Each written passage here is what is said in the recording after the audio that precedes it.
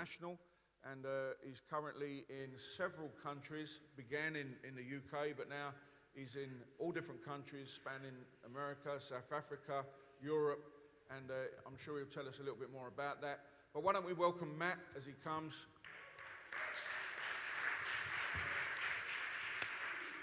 Thank you, Brian. Good morning. It's great to be with you. Thank you for the introduction, Paul.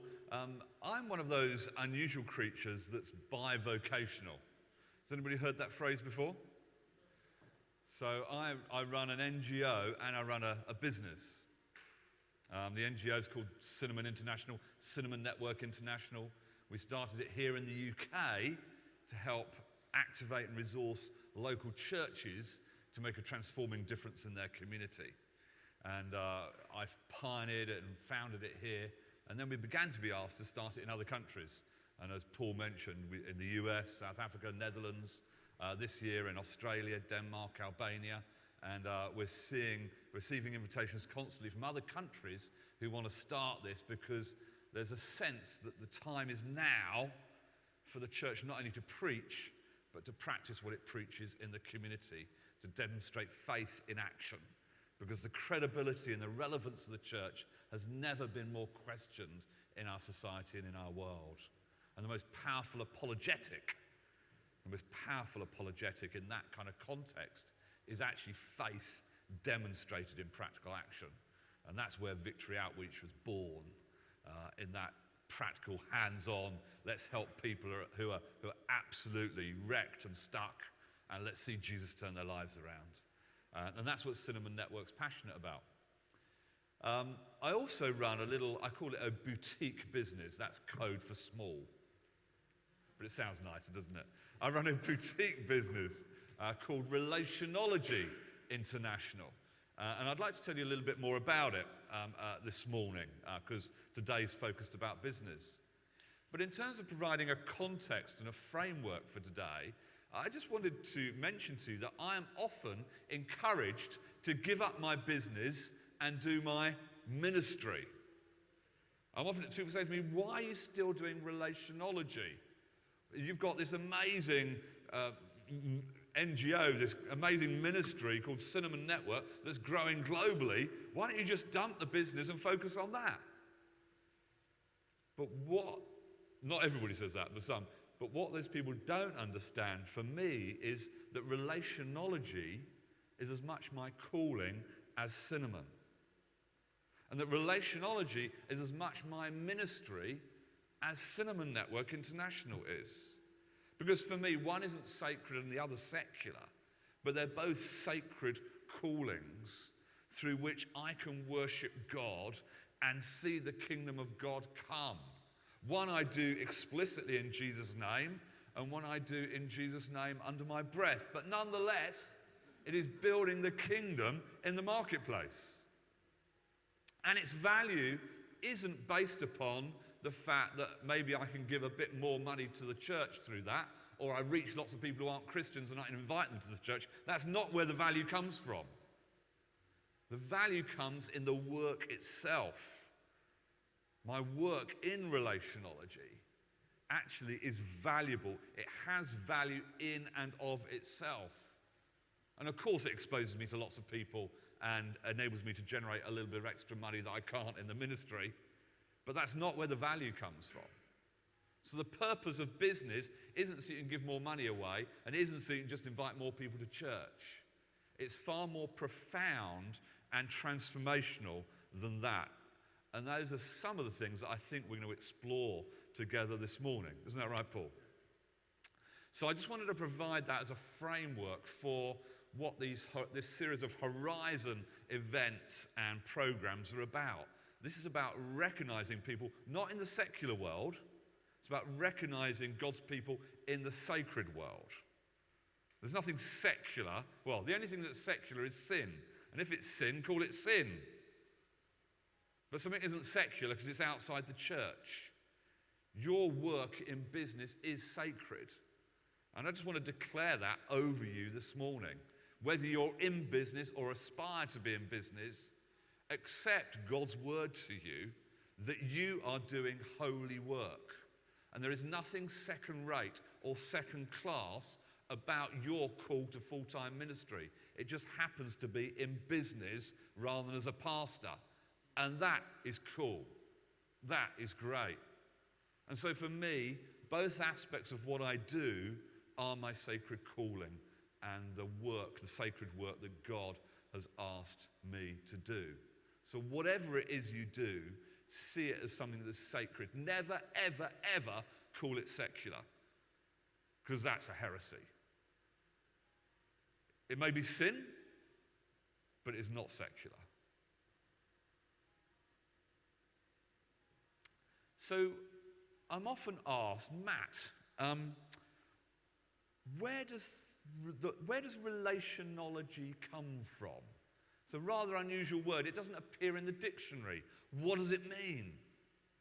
Well, in 2010, I was asked to speak at a business conference. And I was asked to speak on the subject of networking. Now, I love speaking, but I hate networking. So I spoke to the organizer and explained to him how much I enjoy getting in front of a crowd of people and inspiring them. But how much I hate networking, because basically I find it grubby, self-serving, manipulative, contrived. I could go on. By the time I'd finished explaining to the conference organizer, he was a little deflated, which isn't my aim in life. And I said to him, but I do believe in the power of relationships, authentic, long-term, high-trust relationships that grow people, that grow teams, that grow business. He immediately said, Matt, will you come and speak on that subject? I was stuck at that point. I said, yeah, I'd love to.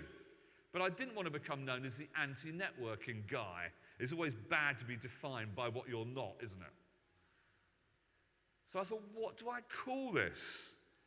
Because relationships are a science, because we can all learn to do them better. But they're also an art form, because they take a lifetime to master. So I was thinking about the art and the science and the study of relationships. And I felt God gave me this word, relationology. I quickly Googled it, couldn't find it, so I went to Companies House and formed the company. I bought the web domain, and I trademarked the name with an IP lawyer. And that's where my little boutique business began. And I didn't really know what I was doing. Some people say I still don't. But somebody said to me, Matt, you should begin blogging. So each week, I began writing a little blog about the power of relationships in business. And it was at first it was a bit of a burden. But I thought, well, I preach every week. Surely I can write 400 or 500 words in a blog. So I thought, I'll do it. So I don't know how many years ago that was. It was quite a few. But I began blogging. And I found that some quite serious clients began approaching me. Big accountancy firms like PwC and wealth management firms began approaching me and saying, Matt, can you come and inspire our people to be more relational? They've got all the head knowledge, they've got all the technical nous, but actually they could be far more effective if they were better at relationships. Can you come and help them do that? And that's how my business began. And what I want to do this morning, actually, is to unpack for you what I believe are the power of relationships in business, how you can make a greater impact in business through relationships. And I'm a simple guy, so I'm going to keep it very simple. And I want to talk about the 3 hallmarks of great relationship builders. The 3 hallmarks of great relationship builders. I was going to an event at a very nice hotel on Park Lane in Mayfair in London. I arrived with hundreds of other people, and we queued up, got our delegate packs, got our badges. I could see it was a long morning ahead of us, and so I went to the bathroom to make myself more comfortable. Now, ladies, you probably don't know this, but men, we don't talk to other men in the bathroom. but the gentleman in standing at the piece of porcelain next to me began a conversation. Well, really, it was more of a monologue. And it went something like this. He said, "Oh, I wish I'd stayed in bed this morning. It was such a big night out last night. I got completely smashed. My head is throbbing. I just need to be at home." It obviously wasn't a Christian conference. Well, you never know. No, I won't go down that route now. I mustn't be naughty. He said, besides that, he said, "I've looked at the program and it doesn't look very exciting. And I've never heard any of the speakers." And then off he went. I left the bathroom relieved in more ways than one. About 30 minutes later, there was this big, massive auditorium with round tables like this that stretched as far as you could see.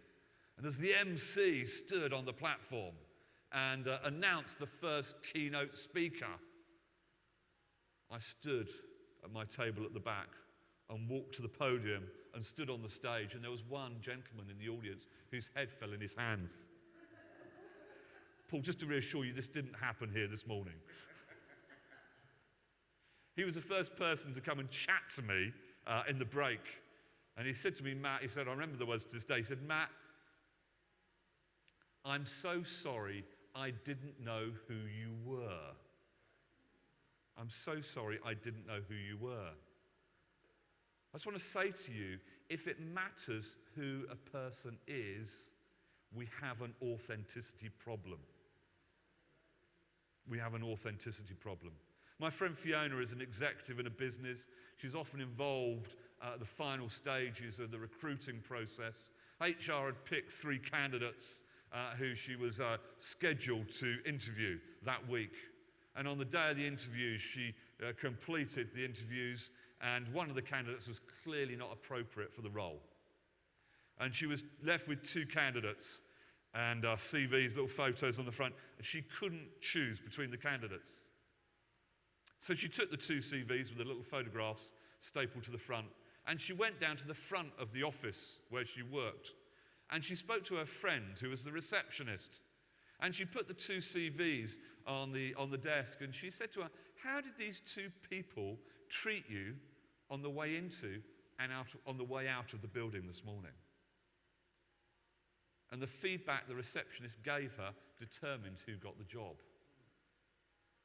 You see,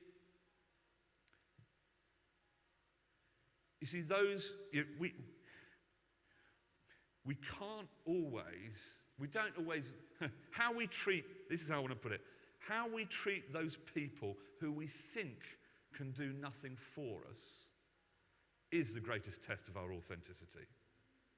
How we treat those people who we think, and I emphasize think, can do nothing for us is the greatest test of our authenticity. Have you ever been at those networky type events, or even perhaps a wedding, and you stood in the crowd, you're talking to somebody, and we all get distracted. I don't know about you, things go and you get distracted, but they're not just distracted. As they talk to you, they're continually looking over your shoulder to see if somebody more important has walked into the room. Ever happened to you? Or they're stood talking to you and they're asking you questions and getting you to talk about yourself, and then you realise actually they're only trying to find out if you can be useful to them or not. And they'll talk to you for as long as they think you can be useful, but as soon as they think you can't, they'll be off like a shot. Ever happened to you? These are some of the reasons why I hate networking, why I find it grubby and detestable. You see, authenticity in relationships is so important. The less you network and the more you build authentic relationships, the more successful you will be. Fact. The less you network and the more you build relationships, the more successful you will be. You see, there is a business case to building authentic relationships. And this is it. The truth is, you don't always know who a person is. I've met some people in some settings and got chatting to them, and then afterwards discovered who they really were. I had no idea. I remember one day managed to get a meeting with the chief executive of a big listed company. And I put my best suit on, tie, shoes. Don't wear many ties nowadays, but in those days, and I arrived at the hotel we'd planned to meet at. And everybody who walked in the front door, I thought, oh, is this him? Is this him? And then there's this man that walked in that looked like he'd just walked in off the streets. He's carrying a plastic carrier bag and he's wearing half masks. Before they were trendy. And he walked over to me and he said, are you Matt Bird? It was him. He walked round meetings with a supermarket plastic bag with his important paperwork in. Wore trousers that were too short for him and really naff shoes. You don't always know who a person is by the way they look. So treat everybody well. Secondly, not only do you not know who a person is, you don't always know who they know. Do you know what the most powerful form of communication and marketing and influence is? Despite advertising and pop-ups on your screen and social media, it's word of mouth. Word of mouth is still the most powerful form of communication and marketing. I had a little issue with the hotel this morning at 12 minutes past 8, just as I was in deep prayer about this morning. That was meant to be funny. I'm sorry, Paul, that went down a lead balloon, didn't it? I won't crack that one tomorrow. Anyway, they started this pneumatic drill and this industrial saw. Oh, I couldn't believe it. I thought I was just relaxing. So anyway, I had a little word with them on the way out. The last thing they wanted me to do was to go out into the world and tell the world how bad the service was at this particular hotel. It's the last thing they want. So they said, oh, Mr. Bird, could we give you 15% off your bill? I said, that'll do nicely. You see, word of mouth is so powerful. So powerful.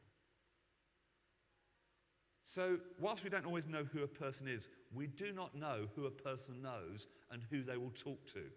It may be that the person you just had a casual conversation with at church or in Starbucks or on the bus turns out to know somebody that you want to influence. And if you treat them badly, they'll tell other people. If you treat them well, they'll tell other people. We don't always know who a person knows. This is the business case. As Christians, we don't need a business case because we just treat people right, don't we? But just in case you needed a business case. You don't always know who a person is. You don't know who they know. And thirdly, you do not know who people will become. To my shame, I'm sometimes surprised by who becomes what in this world. There are people that I've passed during my vocation and my career, and I sort of kind of thought, oh, they'll never do anything. And I've been rather embarrassed later. They've ended up in 10 Downing Street, or the chief exec of this, or that, or the other. It's incredible what God does with us. But it's also incredible what he does with other people. You never know what somebody might go on to do. So if you need a business case for treating people right and treating people well and building relationships with people, you don't know who they are, you don't know who they know, and you don't know who they'll become. So treat everyone like a VIP. Treat everybody as if they are a VIP. Treat everybody and build authentic relationships with them. This is the number one hallmark of relationology. This is the number one hallmark of building effective relationships. It's easy to be nice to someone when you want a job from them. It's easy to be nice to someone when you want a contract from them. It's easy to be nice to someone you're trying to influence. But how do you treat people who you think can do nothing for you? That is the greatest test of our authenticity. So the second hallmark, first, A for authenticity. Secondly, I for intentionality. Intentionality. As I look back through my life to date, all the most incredible things that have happened to me have happened as the result of a relationship. I remember my first job. My first full-time job when I left school. I used to run lots of little businesses when I was at school. One of them was I used to wash cars in our neighbourhood. I'd cycle around with my bucket and my sponge and a chamois cloth on a Saturday morning and wash cars. And this guy, when he came to pay me, he said, "Matt, what are you going to do when you leave school?" I said, "I don't know." Next time I went to see him, he gave me an application form for a job. What I didn't know was he was a very senior executive in the civil service and the Ministry of Defence. And he gave me this application form, and each time I went to wash his car, he paid me, and at that point, we sat down and we talked about how to fill in the application form. Then when I got called for interview, he sat down and did interview preparation with me. And that's how I got my first job. My first book. I remember sitting with this guy, Mike. I was in his office, we were having a coffee. Well, he was having a coffee, I don't drink coffee, but we were sat in his office chatting, and he's drinking his coffee. And I was telling him about what I was going to speak about at a conference on leadership. And he said to me, "Matt," he said, "that is a book." Pardon? He said, "That's a book. You've got a book in you." He picks up his phone. Well, actually, it wasn't a mobile phone. It was on a long lead. And types in a number. "David," he said, "I've got a young man here." And that showed how long ago it was. He said, "I've got a young man here called Matt." He said, "He's got a book he wants to publish." And he passed me the telephone. And then he wet myself. And in those few seconds, I had to come up with a name for the book. And that's how I published my first book. But as I look back through life, all the best things that have happened to me have happened through a relationship. You see, relationships are just too important to leave to chance. They're too important. There are a number of key superpowers that relationships have in our lives, a number of impacts, superpower, strengths that relationships add to our lives. The first is this, that relationships impact our well-being. Does anybody here want to live a long time? Anybody? Okay, one of the most important things you do is have strong relationships. Professor Juliet Holt Landstad from Brigham Young University in the US wrote a paper called Social Relationships and Mortality Risk.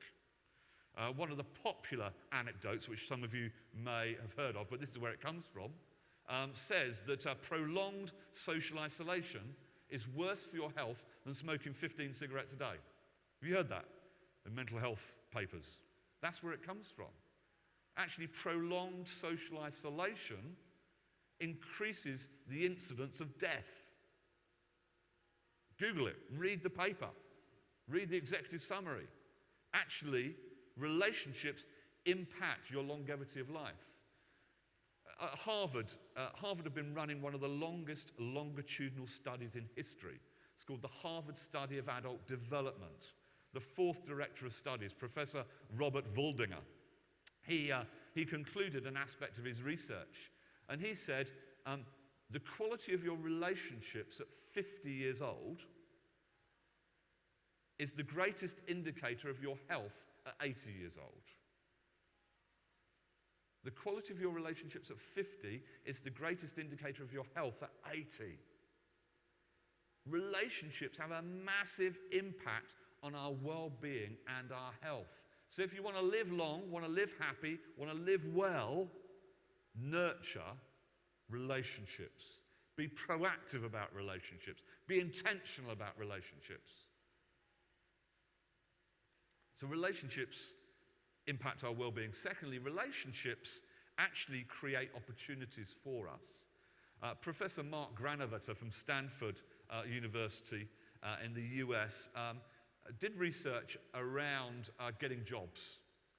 And his research says that 56% of people in a new job got into that job through what? Through applying to an advert? No. Through a personal relationship. 56% of people get their next job through somebody they know. I mean, on the internet, they'll say 2/3. I mean, you'll know this, being in the recruitment industry. Most people find their next job, their next opportunity, through the people you know. So if you want to change, you want to move in your career, the next opportunity is most likely to come through who you know. So who do you know? And do all the people you know look like you? Do all the people you know have the same background as you? Because actually, the range of opportunities for you in your next move will be determined by the breadth of your relationship network. Granovetter went on to do another study called The Strength of Weak Ties, in which he made the case that actually strong relationships we tend to build with people like us. Acquaintances tend to be with people unlike us. Our strongest ties, our strong ties, as he calls them, are homogenous relationships with people very similar to us. Our weak ties tend to be heterogeneous with people different to us. So my popular way of summing up says this, that if we only build relationships with people like us, we only have access to the ideas, opportunities, and resources that people like us have. But if you can build relationships with people unlike you, you have access to the ideas, opportunities, and resources that people unlike you have. Relationships are the greatest generator of opportunities that you will ever have. So, superpower number 1, well-being. Superpower number 2, opportunities. Superpower number 3, performance.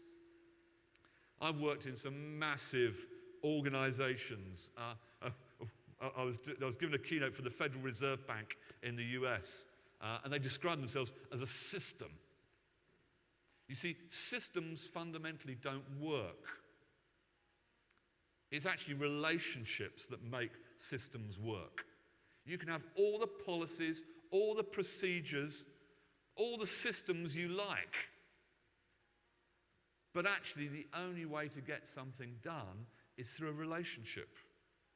In fact, the fastest, simplest, and easiest way to get anything done in an organization is to speak to somebody you know. Otherwise, you fill in a form or send an email off, rather than pick up the phone, grab a quick conversation at the photocopy and say, hey, I want to do this, can you help me? Yeah, I've got a long, but I can, yeah, we'll do it. That's how you drive performance in teams. That's how you drive performance in organizations. It isn't by getting a bigger policy manual or procedure manual. It's about culture. Culture is king. They say culture eats strategy for breakfast.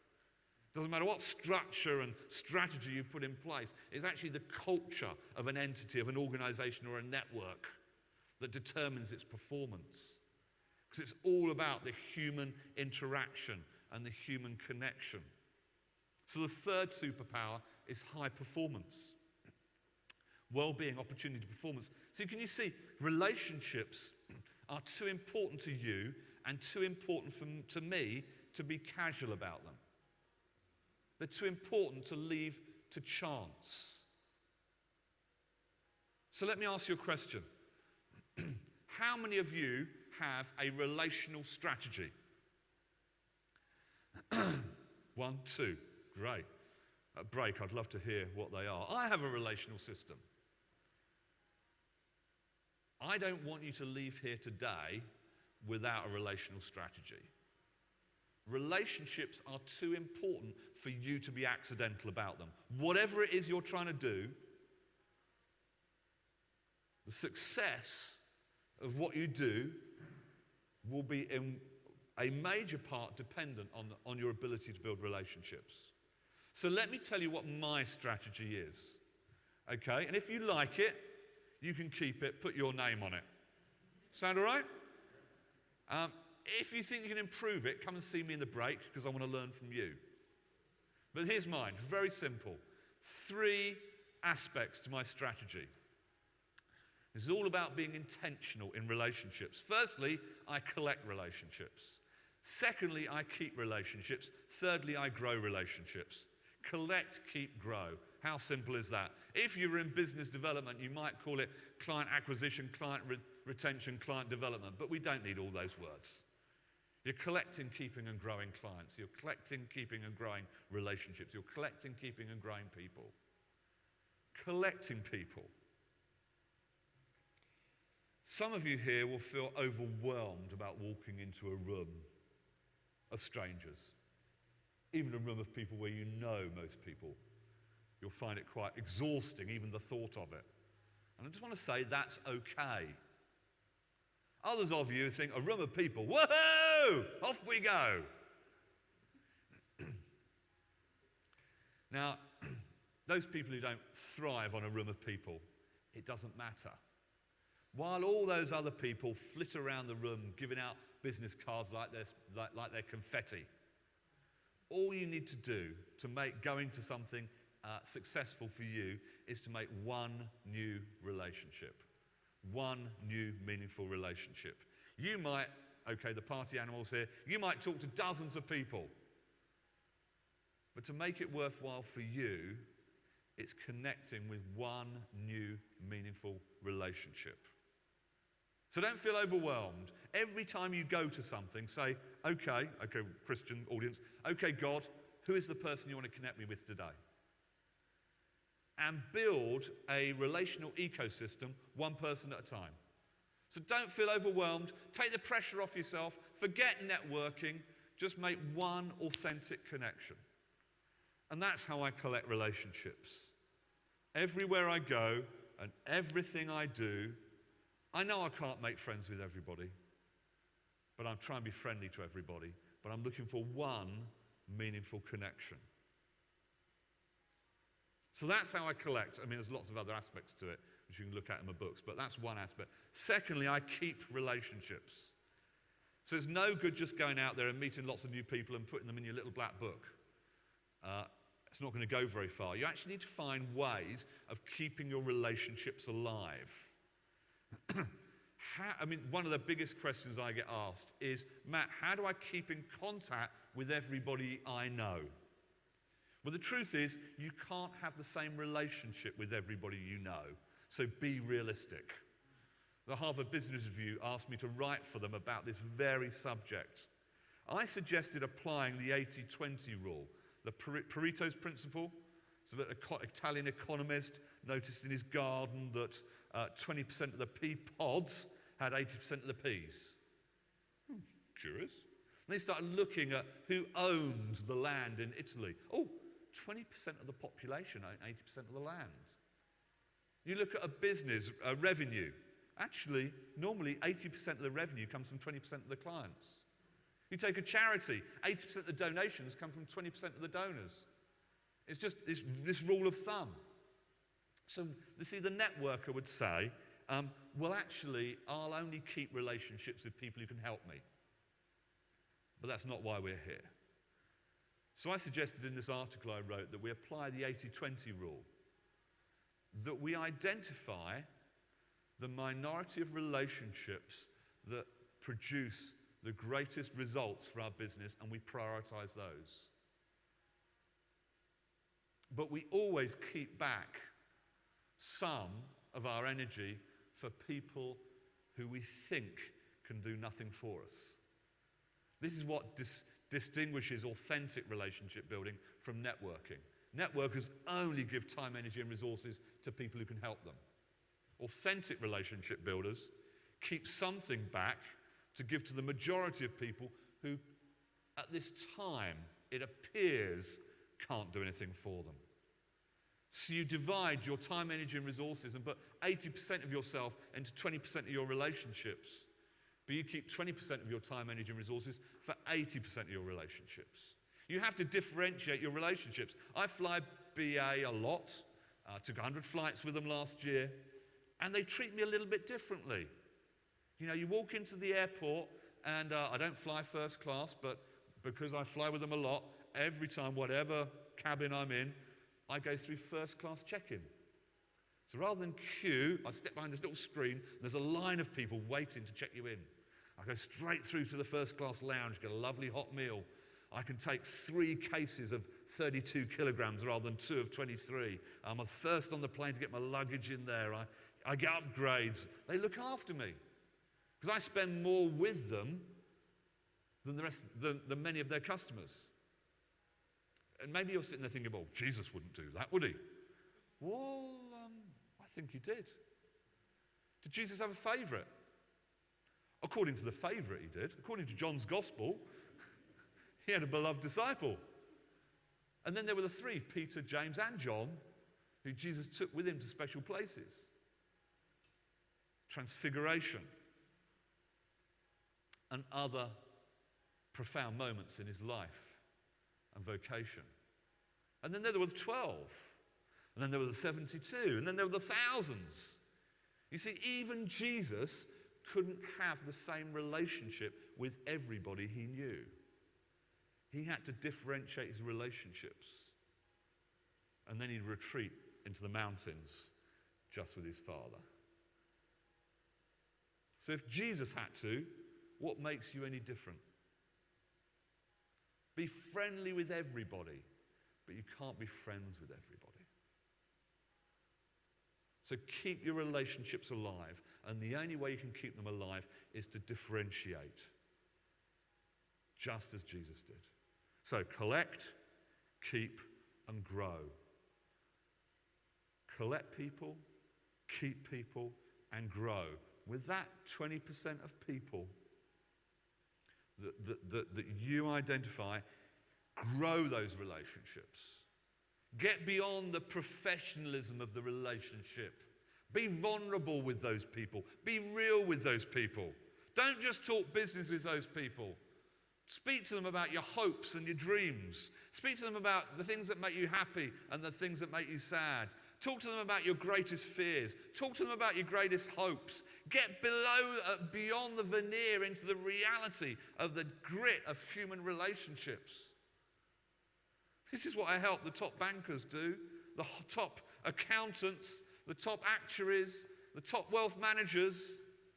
You see, in a crowded marketplace that's over-regulated and where technology is taking over, actually the greatest differentiator is actually human connection, human respect, and human trust. Grow relationships. So there's my strategy. Collect, keep, and grow relationships. Be intentional about collecting new relationships. Be intentional about keeping relationships alive. Look for excuses to be in contact with people. Be intentional about growing depth in relationships, which you can't do with everybody, but you can do with some. So the first hallmark of great relationship builders is authenticity. A for authenticity. The second is I for intentionality. And the third and the final, don't know how I'm doing for time, Paul. Oh, all right, aren't I? There we go. All works out, doesn't it? R for responsiveness. R for responsiveness. You see, the difference between good relationship builders and great relationship builders is the ability to read other people and regulate yourself. Great relationship builders don't follow a formula that they apply to every person they meet. They treat every individual they meet as unique. And they read them, they listen to them, they observe them, they understand them. And they regulate their communication, their temperament, their personality, their approach, depending on the person they're with.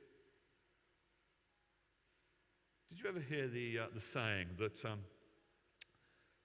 boring people talk about themselves, gossips talk about others, but great relationship builders talk to you about you? You see, great relationship builders don't talk as much as poor relationship builders. Poor relationship builders fill the airtime with their words.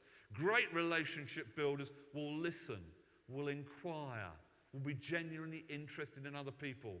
my friend Martin Hoekstra, who was the former global head of private wealth for UBS Bank.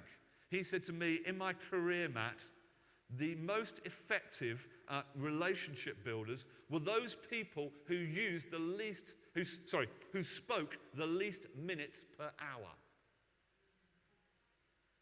The best relationship builders with clients were those who spoke the least minutes an hour. Shut up. Listen. Hear. Understand. I was working with the top 10 estate agents in the UK, and their head of sales, as he was introducing me as a keynote speaker at their conference, he got up and he said to everybody, he said, stop throwing the benefits grenade. When people walk into our stores, stop telling them about the amazing service we offer. They were like, what? He said, shut up. Find out why they're there. Find out what they want. Find out what service they need. And then tell them about how we can help them. My friend Terry Rosenberg, the chairman of a private equity firm in Durban, South Africa, he said this. He said, Matt, don't be a solution looking for a problem. Be a problem solver looking for a solution. As Stephen Covey said, first seek to understand, then to be understood. This is the essence of true marketing. True marketing doesn't communicate its message to everybody that comes across it. It shuts up. It listens. It understands. It understands the deepest felt needs of clients. And then it says, I think I can help you. I think I can help you.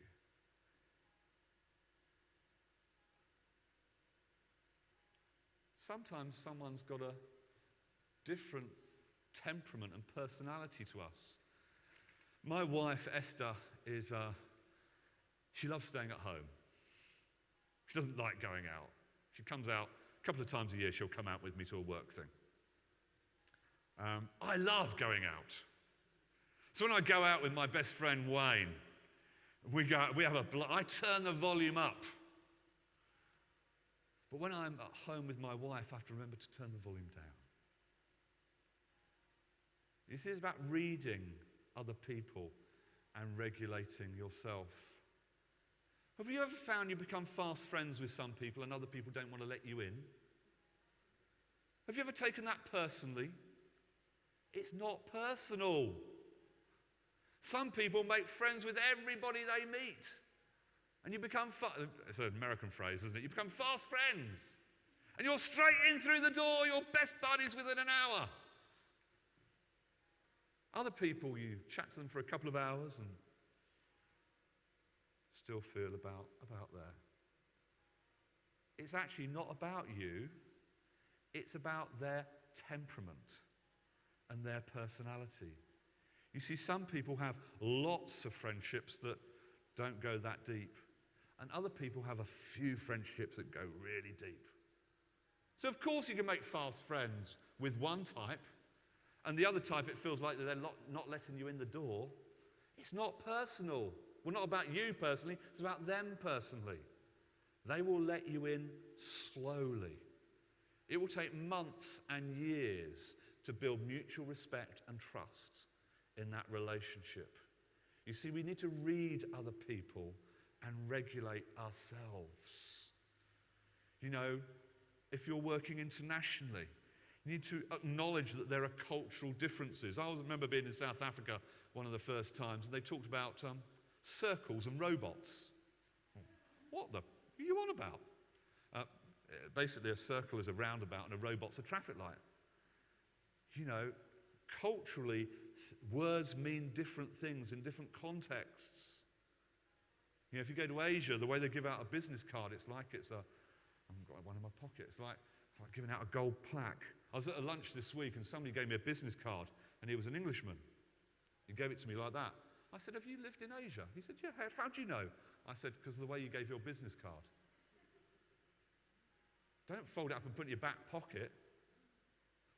Oh my goodness, treat it precious. Make sure you read the title as well. We need to acknowledge there are cultural differences. We need to appreciate and value those differences rather than demonizing them just because they're different to ours, which is a problem we have in politics, but let's not go there today. And then we need to adapt. We need to adapt for different cultures. I can't expect a whole culture to change just because I refuse to be anybody other than me. It doesn't work. This is all about responsiveness. This is all about reading other people, their personalities, their business needs, their temperament, their communication style. There are some people that it's a waste of time sending an email to. I know if I send them a message through Instagram, I'll get a reply back straight away. And it's getting so complicated, isn't it? Your communication preference is message on Insta, and yours is Facebook, and yours is WhatsApp, and yours is SMS. We do need an aggregator platform at some point. But you see, responsive people, they know what your communication preference is. They know that you would rather get an email than a phone call. They know you'd rather get a message through LinkedIn than a letter in the post. Because people have different communication preferences. It's about reading other people and regulating yourself to get the best response. This is responsiveness. And so for me, how you can have the greatest impact in business is by the way that you build human relationships. And I want to encourage you today to build authentic relationships. I want to encourage you today to be intentional about relationships. I want to encourage you today to be responsive about relationships. I want to encourage you to breathe more air into your relationships. Thank you.